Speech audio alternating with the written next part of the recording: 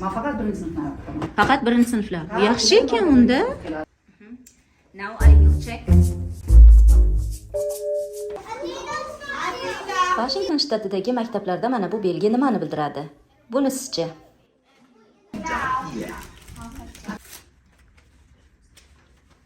You are taking? Assalomu alaykum, hurmatli hamyurtlar. Men hozir AQShdagi Washington shtatida joylashgan boshlang'ich maktablardan biridaman. Bu yerda vatandoshimiz buxorolik Sanobar opa ishlaydilar. Maktabda ko'p yillardan beri faoliyat yuritadilar. Ularning ishlaridan, dars jarayonidan va bu yerdagi ta'lim tizimidan qiziqarli ma'lumotlar bilan bo'lishmoqchiman. Assalomu alaykum Sanobar opa. Assalomu alaykum. Charchamayapsizmi ishlar bilan? Rahmat, charchamayapmiz. Bizda kuzatuvchilarimizga ozgincha o'zingizning faoliyatingiz haqida gapirib bersangiz. O'zir tayyorgarliksiz to'satdan keldik, juda ham band insonsiz, buni bilamiz. Lekin men shu yerda bo'laman siz bilan bugun. Demak, maktabimiz boshlang'ich maktab. Amerikada boshlang'ich maktab birinchi nolvoy, ya'ni 5 yoshdan 6-sinfgacha bo'ladi. Hozir bugun siz birinchi sinfda mehmon bo'lasiz, chunki men birinchi sinfda dars beraman. Bu yerda bolalar sinfga o'tadi, lekin o'qituvchilar bir sinfda dars beradi. Ya'ni men har yili meni sinfimga birinchi sinf o'quvchilari keladi. Bu birinchi sinf programmasini juda chuqur o'zlashtirishga va o'qituvchilarni o'sha sohada anchagina o'z ishida ishlab, anchagina tajriba orttirishga yordam beradi. O'ylaymanki, maza qilib bugungi kunimizni tomosha qilasiz va anchagina narsani o'rganib olasiz. Sizni mahkam ushlab turganim qarang. Unda boshladik. Mayli. Rahmat, boshlaymiz. Katta rahmat. Boshladik. Yilning oxirida bizda 4 ta birinchi sinf bor. Yilning oxirida nima qilishadi? Hammamiz yig'ilib bayram qilamiz. Ba'zida pizza olib keladi, o'qituvchilar pizza qilamiz. Ba'zida nima popsiklana muzday marojnoy bor. O'shani olib kelamiz. Shu kun как раз mana shunaqa yig'inimiz bor. Chunki bir xil bolalar o'sha dushanba kelmaydi. O'sha yerda hamma bolalar o'tirishda bo'lsin uchun mana bugun qilyapmiz, lekin bugun havo sovuq, yomg'ir bo'lgani uchun ko'chaga chiqmaymiz, hamma o'zini sinfida qiladi. Hozir bolalarimga mana shu yangilikni aytishim kerak, xafa bo'lishadi, lekin iloji yo'q. Bo'ldi, hozir mana shu yerda qilamiz, to'g'rimi? Sinfda qilamiz. Mana shunaqa. Keyin mana tozalash ishlari bo'ladi bugun. Hamma bolalar tayyorlagan yil davomida yiqqan hamma ishlarini mana Gulnoz tayyorlagan mana paxtalarga solib. Ular san'at asarlari chizgan rasmlari, keyin uning ichida qolgan ishlarni olib ketishadi, chunki bolalarim bizada writing folder, ya'ni yozuv bo'yicha nimalari bor, papkalari, u yoqdagi yozuvlarni olib ketishadi. Matematikadan yil davomidan olgan testlarimni hammasini olib ketishadi. Bu yil davomida qilgan art, ya'ni o'sha san'at darsida qilgan nimalarimiz, ishlarimiz. Chunki bizada endi O'zbekistonda ham shunday, boshlang'ich sinf o'quvchilar hamma narsani o'zi dars beradi. San'atdan ham, matematika, o'qish, yozish, adabiyot, keyin nima, qanday desam, tabiat fanlarini hammasini boshlang'ich sinf o'qituvchisi o'tadi. Faqat bizada muzika alohida xonada o'tiladi. Kutubxonamiz alohida, u yerda ham kitobxonlikni o'rgatishadi. 3-inchisi nima, fizkultura fani. Qolgan hamma fanlar sinfda o'tkaziladi. Demak, ertalab mana 8:35 da yetib kelish, maktab avtobusida, sariq avtobusda kelishadi bu yerga bolalar. Keyingisi mana bu morning work, bu ertalab hammasi kelganda o'sha kungi o'tadigan mavzu yoki bir kun oldingi mavzuga doir nima ish bo'ladi. Nimalar dars nimasida, partasining ustida yo matematika yo yozuvdan o'shani bajarish kerak. Keyin o'qish, keyin recess, tanaffus, keyin fonetika darsi. Fonetika 1-chi, 2-chi, 3-chi, menimcha 4-sinfgacha o'tiladi bu. Fonetika darsi shu bolalarga o'qish imlosini o'rgatiladi. Harflarning tuzilmasini, ochiq bo'g'in, yopiq bo'g'in, polni fonetika o'rgatiladi. Keyin obed, keyin matematika, ko'chaga ketishadi, matematika. Obeddan keyin yana bitta tanaffus. Tanaffus 15-20 minut. 25 minut.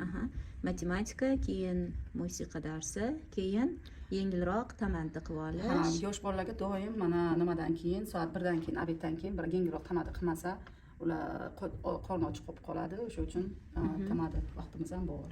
Katta sinfda yo'q. keyin o'qish. Mhm. Uni boyagi nimaga borarmidi? Bibliotekaga, kutubxonaga? Yo'q, kutubxona library bo'ladi. Bu yoqda hozir men o'qish darsi o'taman. Keyin O'zi bolalar o'tasiz? mustaqil ishlaydi. Ha. Aha, O'qish keyin darsidan tozalaydi, keyin. yig'ishtirib, keyin 3:15 da uylariga ketishadi. Bugun mana tozalashib qo'ydik. Обычно bu tomonda soatda bizada nima bo'ladi? Tabiat fani bo'ladi, lekin bugun tozalaymiz chunki bir kundan keyin maktab tugaydi. O'sha uchun bolalar bugun sinfni tozalash bilan o'tkazadi. Yaxshi. Sinfda 19 ta bola bor. 19 ta bola? 19 ta o'quvchi desam bo'ladi. Aha. Har yili menga birinchi sinf keladi. Boshlang'ich sinf, demak bu maktab nechinchi sinfgacha? 6-sinf. 6-sinfgacha. Ba'zi joylarda 5-sinfgacha ham bo'lar ekan, a? Boshqa rayonlarda bizani Edmonds rayonida maktabda rayonosida nima 6-sinfgacha, lekin 2027-yilda bizada ham o'zgarish kiritildi. 5-sinfgacha bo'ladi. 2027-yildan 5-sinfgacha bo'ladi. Elementary school, boshlang'ich sinflar.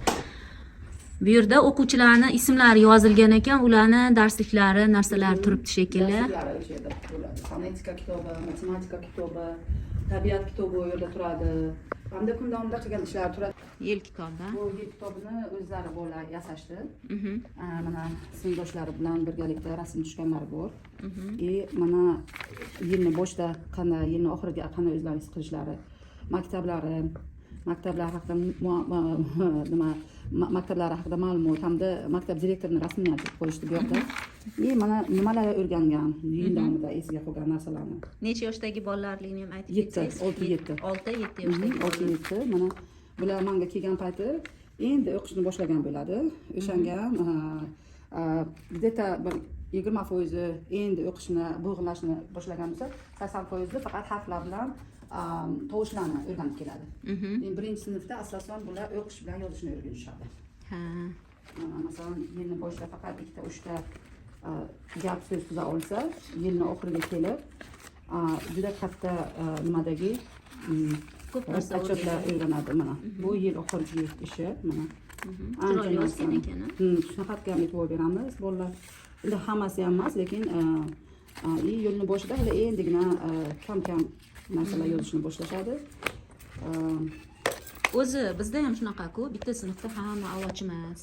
Yaxshi o'qimaydigani bor, juda aktiv faollari bor. Shunday. Bizada endi bolalar bahosini bilmaydi bir-birini. Hech kim necha bilan o'qishni bilmaydi. Bir-birini bahosi sir tutiladi, bir-biridan. Tutiladi. Agar xohlasa o'quvchi baholarini bo'lishishi mumkin. O'zi xohlasa. Lekin ko'pincha bolalar aytishmaydi. U shart emas. Chunki hech kim qiziqmaydi. Sen necha bilan o'qiysan, bahoni necha olding. Qaranglar, yoshligidan shu narsaga unchalik ahamiyat berilmagani uchun, baho bu yoqda unchalik asosiy tutilmagani uchun bolalar qiziqmaydi. Oldin bolalar yozda uyda olib ketishardi. Hozir ruxsat yo'q, uyga olib ketishga. Yilning oxirida men hammasini topshiraman. Bizani nima rayoni bolalarni 2-sinfga moslab, 2-sinf programmalarini qo'yib tayyorlashadi. 2-sinfda bolalar o'sha Chromebooklarni olishadi. Menga yangi bolalar, yangi sinfimni bolalarini Chromebook keladi. Bu yerda ham sizni joyingiz bormi? Sanobar opa, men beramsiz joyingizmi? Bu burchaga? Gruppada ishlayman. Bolalar o'qish nimaga bo'lingan? O'qishi 3-4 ta nimaga levelga bo'lingan. Keyin men kun davomida masalan reading centers bo'lgan payti, reading groups bo'lgan payti har bitta gruppa bilan alohida ishlayman. Gruppalarim qolganlarga mustaqil vazifa beraman. Ular o'sha mustaqil vazifasini bajarib turadi. Men gruppalar bilan ishlagan vaqtimda. Oldingi yillar har yili ota-onalar yoki bironta pensiyaga chiqqan o'quvchi agar xohish bildirsa sinfimga kelib volontyorlik qilishni, doim ularni ro'yxatga qo'shib qo'yaman. Chunki mana gruppa qilganimda o'sha ota-onalar ham bolalar bilan vazifa beraman. Shug'ullanib o'tiradi. Men alohida bolalar 3-4 ta gruppa bilan ishlashga imkoniyatim bo'ladi. Shu yil ota-onalarim unchalik qiziqishmadi kelib sinfimga yordam berishga. Yana bir tanishim bor edi. Pensiyaga chiqqan o'qituvchi uni mazasi yo'q edi, u kela olmadi. Shu yil gruppalar o'zimga qolib ketdi. Lekin yaxshi, normal. Mana o'shta gruppamiz bor. Lizni aytyapsizmi, kela olmadi? Ha. Mana ikkita gruppamiz bor. Mana bu eng yuqori, juda kuchli o'qiydigan bolalar gruppasi. Bular bilan comprehension, ya'ni o'qigan mavzuni tushuntirib berish hamda uni chuqur tushunish, uni detallar bo'yicha ishlaymiz, kitoblarni. Bu o'rta gruppam.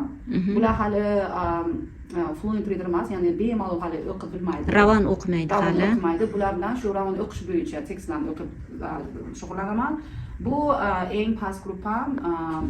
Bu gruppalar bilan asosan kichkina tekstlarni o'qib, fonetika qoidalarini takrorlab chiqamiz. Chunki ular hali ham ba'zi so'zlarni to'g'ri o'qishga qiynaladi. E'tibor bergan bo'lsangiz, masalan, prosta rang bilan belgilaganman buni. Shuning uchun bolalar bilmaydi nima uchun bunaqa rang ekanligini. Agar masalan senior gruppa kelinglar desam, kelib o'qiveradi. Nima uchun nima qilganini, chunki biz o'sha nima teoriya, bolalarning bilimini nimasiga qarab bilmaslik kerak.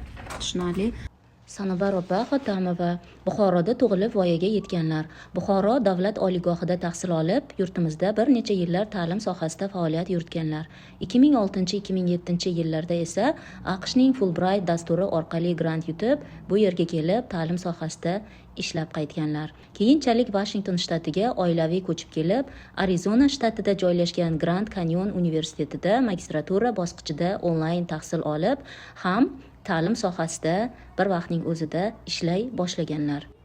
Sanobar opaning katta qizlari Sarvinoz eng nufuzli universitetlardan biri Washington universitetida nihoyatda murakkab bo'lgan soha aviatsiya va kosmos muhandisligida o'qiydi.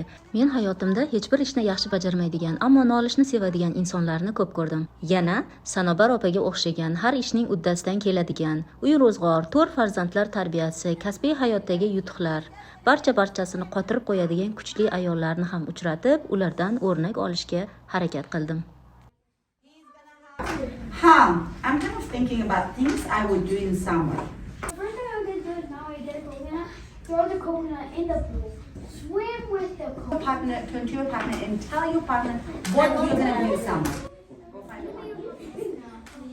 Endi bolalar ustozlari tarafidan mana shunday topshiriq olishdi. Yoz faslida ular nimalar qilishlari mumkin, qanday rejalari bor, shu haqida o'ylab ko'rib, sheriklariga aytib berishlari kerak. Shu o'rinda bir narsani aytib o'tishim kerakki, yosh bolalarning organizmi kun bo'yi tik oyoqda yoki partalarda o'tiraverishga moslashmagan. Bu ularga noqulaychilik tug'dirishi mumkin. Bu yerdagi maktablarda bolalar yerda, gilam ustida o'tirib video material tomosha qilishlari, tahlil qilishlari, kitoblar o'qishlari yoki shunchaki o'yinchoqlari bilan o'ynab o'tirishlari mumkin.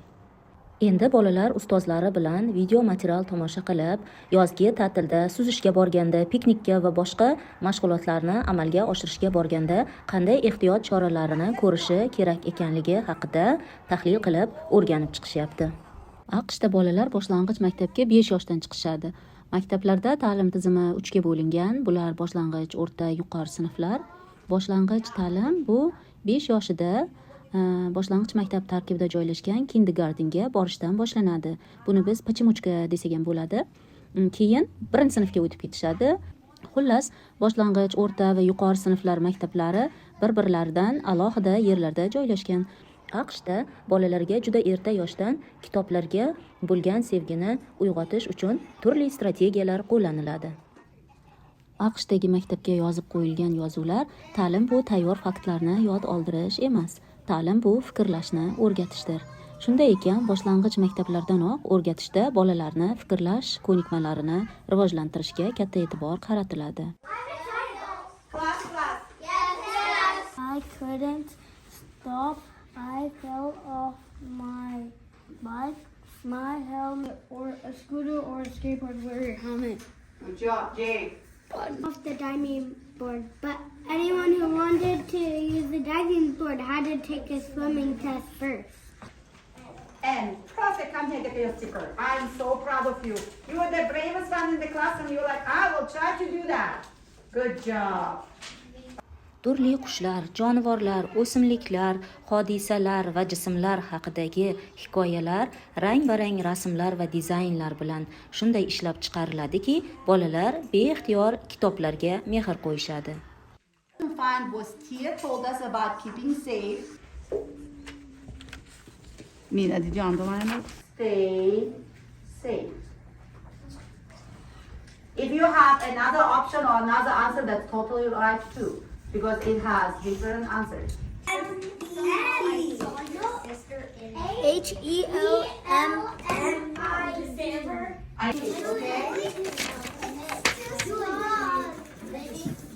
Oh yeah, make sure everybody gets an hand sanitizer. Snack time deyiladi bu yerda. Snack time bu tamaddi vaqti degani. Yengilgina nimadir yeb, video material ko'rib o'tirishibdi hozir bolalar. Bolalar sog'lig'i haqidagi anketalar to'ldirilgan va ularga yegulik berilayotganda ularning sog'liq, salomatlik holatlari, qaysi mahsulotlarga allergiyasi bor yo'qligi hisobga olinib beriladi. Shuningdek, maktablarda para-educator kasbi ham bor. Bu kasb egasi o'qituvchiga yordamchi hisoblanib, dars jarayonlarida turli sabablarga ko'ra ortda qolgan o'quvchilar bilan ishlashadi. O'quvchilar balki kasalxonada yotib chiqib darslardan ortda qolgan, balki boshqa oilaviy sabablarga ko'ra, balki xulq-atvoridagi yana qaysidir sabablarga ko'ra mashg'ulotlardan ortda qolgan bo'lishi mumkin va yordamchi o'qituvchilar bosh o'qituvchini ko'rsatmalariga ko'ra bunday o'quvchilar bilan ishlashadi. Tasvirda ko'rayotgan bo'lsangiz, yordamchi o'qituvchi sinfxonani bir burchagida o'quvchi bilan shug'ullanib o'tiribdi.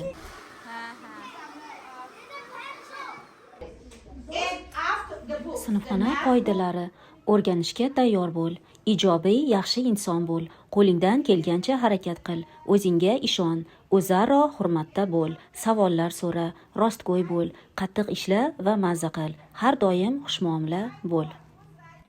Boshqalar bilan bo'lish, iltimos va rahmat de, tinglashni unutma. Odob bilan ovqatlan, yaxshi xulq-atvor qadrlanadi, navbatingni kut. Yo'talganda va aksirganda og'zingni bekit. E'tibor berayotgan bo'lsangiz, bu maslahatchilar rangli quvnoq rasmlar yordamida oddiygina sodda so'zlar bilan bolalar tushunadigan qilib berib qo'yilgan. Bugun 20-iyun juma kuni, o'quv yili esa seshanba kuni 24-iyunda tugaydi. Bolalar o'zlarini chizgan, yasagan narsalarini yig'ishtirib, uylariga olib ketishga tayyorlab qo'yishyapti. O'quv yili esa qishda qorli kunlar hisobiga bir hafta 10 kunga cho'zilib ketgan edi. Bu esa mini board, ya'ni ba'zan ustiga marker bilan nimadir yozilib, tushuntirilib, keyin o'chirib tashlanaveriladigan kichkina doskacha. Mana bu belgi esa jim degan ma'noni bildiradi. Ayrim maktablarda shunday, men kelgan bu maktabda esa bunday ekan. Endi bolalar choice time degan mashg'ulotga yetib kelishdi. Choice time degani tanlov vaqti degani. Ya'ni unga ko'ra bolalar xohlagan mashg'ulotni o'zlari tanlashadi. Kimdir Lego o'ynaydi, kimdir yumshoq o'yinchoqlar bilan o'ynaydi, kimdir Chromebookda nimadir tomosha qilishi mumkin, yana kimdir kitoblar o'qishi mumkin. Hamma o'ziga o'zi mashg'ulot tanlaydi. Bolalarning uyga ketadigan vaqtlari bo'ldi. Ustozlari va para-educatorlar ularni tashqariga avtobusga kuzatib qo'yishadi, ayrimlarini esa ota-onalari olib ketishadi. Azizlar, bugun bo'lishmoqchi bo'lgan bu yerdagi boshlang'ich ta'lim tizimi haqidagi qisqacha filmim mana shundan iborat edi. Kanalimizni qo'llab-quvvatlab borishni unutmang, yozilib qo'ying. Kelajakda yana shunaqangi qiziqarli ma'lumotlar bilan bo'lishib boramiz. Xayr, omon bo'ling.